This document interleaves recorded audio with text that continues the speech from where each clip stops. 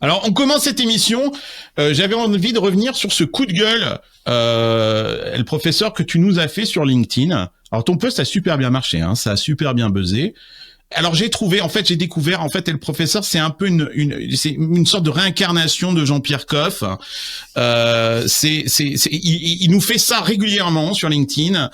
Alors il nous a fait un coup de gueule, il nous a dit l'époque c'est de la merde. Alors il nous a fait la semaine dernière aussi le CES c'est de la merde. Mais c'est de la merde. Tu sais que je suis un très grand cuisinier déjà pour commencer. Oui, ça c'est clair. J'ai plusieurs fois mangé ta cuisine et j'avoue que c'est à chaque fois une épreuve. Mais c'est pour moi aussi. Ouais. Non, vraiment. On salue Clarisse parce que sincèrement, sans elle, on boufferait très mal. C'est une histoire marrante parce que j'étais au ski et je me suis dit il faut que je poste un truc sur LinkedIn pendant une semaine, c'est pas possible quoi. Et donc avant de partir pour aller skier, je me dis de quoi je parle. Moi je vais parler d'époque, j'aime pas trop ça, donc je fais un petit truc rapide, j'écris ça en 5 minutes, je clique. Et au moment de partir, je commence à voir le truc tourner avec des gens qui me disent plein de commentaires. Bon, je commence à répondre. Puis à un moment donné, il faut quand même aller au ski, donc je vais au ski. Il y avait du brouillard, je reviens. Et j'avais déjà 50 commentaires, 30 000 vues, etc. Bon, bref, t'en es à plus de 200 commentaires là déjà. Alors le truc est parti en vrille, je suis à plus de 150 000 vues. Donc oui, donc donc je suis devenu une star des bacs à sable déjà pour commencer. Et surtout, j'ai touché un point qui est un peu sensible. Alors, je vais donner mon point de vue, puisque tu me donnes l'occasion de le faire, sur les POC de manière un peu construite. Pourquoi on fait un POC ? Rappelle déjà ce qu'est un POC pour les gens qui, ils savent pas de quoi on parle. C'est un proof of concept, en anglais. C'est aller prouver que son produit est en adéquation avec le client. Donc, un POC, c'est quoi ? C'est d'un côté, prouver que le produit répond à un problème. Et de l'autre côté, c'est prouver que le client sait valoriser la valeur du produit dans le contexte du client. Ok ? C'est ça un POC. Alors déjà, ça, j'y crois pas. Parce que ça veut dire que la start-up a une obligation de résultat, mais que le client a une obligation de moyens. Or, aujourd'hui, les résultats dépendent des moyens. Et on sait très bien que quand on fait une proof of concept, le client ne met pas les moyens. Oui, parce qu'il paye ce proof of concept 5000 balles ou 10 000 balles, donc en gros, c'est du pocket money pour lui, quoi. C'est un bonbon, quoi. C'est un caramel, quoi. Oui, puis les moyens, pour vraiment mettre les moyens, quand tu veux implémenter une solution, il faut le faire vraiment. L'autre problème, c'est que ça dépend du cas d'usage. Or, les tests qui sont faits dans l'ordre d'époque, c'est généralement pas des bons cas d'usage. C'est pas les bonnes business units, c'est des machins d'innovation qui testent des trucs un peu on the side et qui sont jamais dans la vraie vie réelle. Et dernier point, c'est que le résultat de ces tests dépend généralement, on va avoir des choses précises. Or, les contours de ce qu'on veut faire avec le POC sont généralement flous.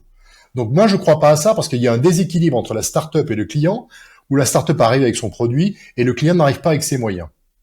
La deuxième raison pour laquelle on le fait, c'est que le start-upper se dit, c'est génial, c'est un compte phénoménal, il y a un potentiel énorme. C'est un super logo à mettre sur ma presse, quoi. Ouais, et en externe. D'ailleurs, j'ai tellement vu de commentaires en me disant, il me faut des logos.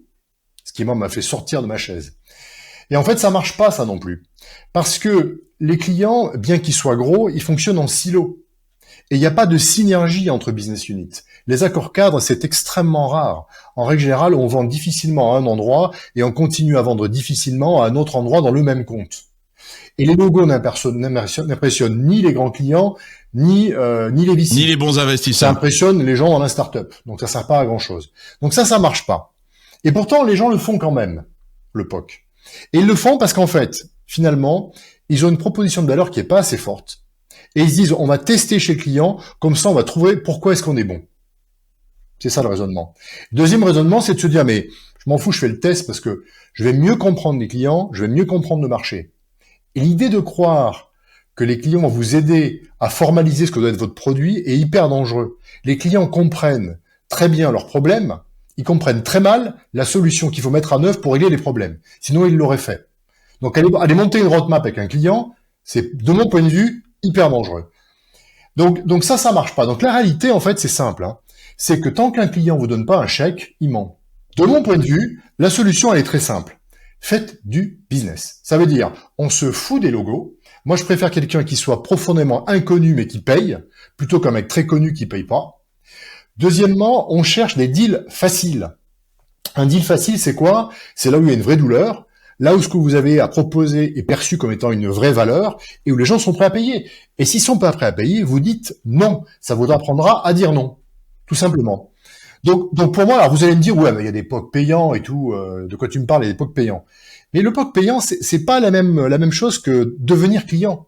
Quand on est une startup et qu'on fait un POC payant, on est en test. Et vis-à-vis du marché, bah, c'est pas un client. Deuxièmement, quand on fait un POC payant, bah, le pognon qu'ils mettent dedans est totalement ridicule. Donc, il n'y a aucun engagement de la part du client. Qui paye 10 000, 20 000, 30 000, 100 000, pour lui, c'est un carambar, donc ça sert à rien. Et puis, ça va éviter, en fait, quand on fait pas un POC payant, d'avoir des trucs où on est influencé, par exemple du style « Waouh, si vous faisiez ça à ce moment-là, peut-être que je pourrais acheter votre produit. » Ça va éviter de se faire voler le produit. Et puis ça va éviter les excuses à la fin du POC où on entend dire « Ah ben non, finalement on n'a pas le budget », ou alors « Ben machin qui soutenait le POC, il est parti », ou alors « Ben non, vous n'êtes pas assez stable, vous êtes trop petit. » Ouais, vous n'êtes pas assez stable, on va aller le faire avec Capgemini. On va aller redévelopper ça avec Capgemini. Ouais. Voilà, ouais. Donc tout ça pour moi, passer par un POC, c'est une faillite de la proposition de valeur. En tant qu'entrepreneur, il faut respecter sa boîte. Soit on a une valeur et on la vend, soit on n'a pas de valeur et on passe son chemin. NJ, Stéphanie, votre point de vue là-dessus, vous êtes d'accord avec le professeur là-dessus? Vous avez fait des POC, vous aussi, vous avez eu il vous est arrivé des malheurs? Non, expérience POC, moi à l'époque de dose.com, donc ça remonte il y a 6-7 ans maintenant, on était au programme d'accompagnement de BPI, le hub BPI à Paris, qui est d'ailleurs une super équipe et tout, et qui nous avait mis en relation avec tout un tas de grands groupes du CAC 40. Et donc à l'époque, ce qu'on faisait, c'était une plateforme de gestion de campagne marketing. Donc nos clients étaient plutôt des départements marketing ou des agences. Et en fait, il s'est révélé que certaines business units, certains départements dans des grandes boîtes, donc on a, je sais plus, il y avait Manpower, La Poste, Michelin, avaient des besoins de sous-traitance qui ressemblaient un peu à ce qu'on faisait avec le marketing, mais dans d'autres secteurs d'activité. Et donc là, on s'est dit, ah, bonne idée, on va un peu adapter notre produit et on va faire des POC. Et donc là, on s'est retrouvé à mettre en parallèle 4 POC différents avec des grosses boîtes. Et alors sur les 4, enfin de tête, hein, je sais plus trop, mais il y en a aucun qui s'est transformé en contrat cadre, donc enfin ou même en contrat tout court. On a été payé et parfois on a été payé assez à retard.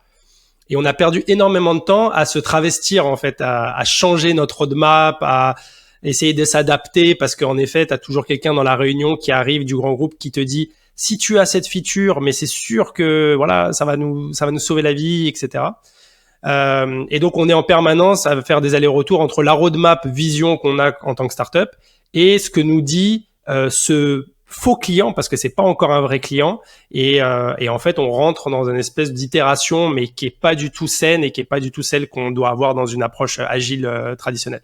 Et en effet on a eu les logos parce que du coup dès qu'ils ont payé, on s'est dit ok, on met le logo, mais le logo il sert à rien parce qu'on a perdu 6 mois de roadmap. Et puis même l'argent, ça fait cher le logo, ouais. Ouais, et puis l'argent qui rentre dans le compte en banque, en fait tu l'as dépensé en mettant tes devs, en mettant ton équipe sur des sujets qui sont pas les bons, quoi. Il y a Marc Versten dans l'Hacienda qui dit un truc très intéressant. Il dit, est-ce que c'est pas un truc très très franco-français aussi, hein?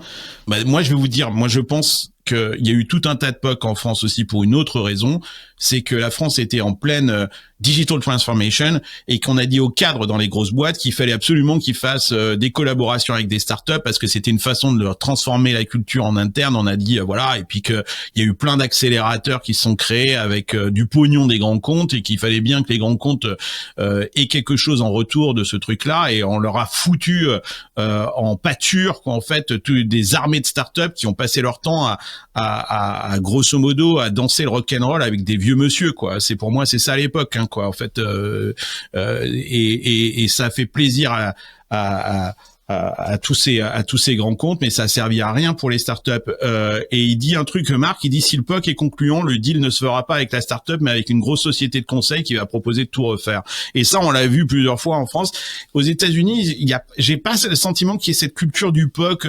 Il y a des deals avec des boîtes, comme dit Pierre, mais c'est des vrais deals. Mais j'entends moins parler de ça. C'est pour ça que je te posais la question par rapport à YC. Stéphanie, ta vision sur l'époque, toi, c'est quoi?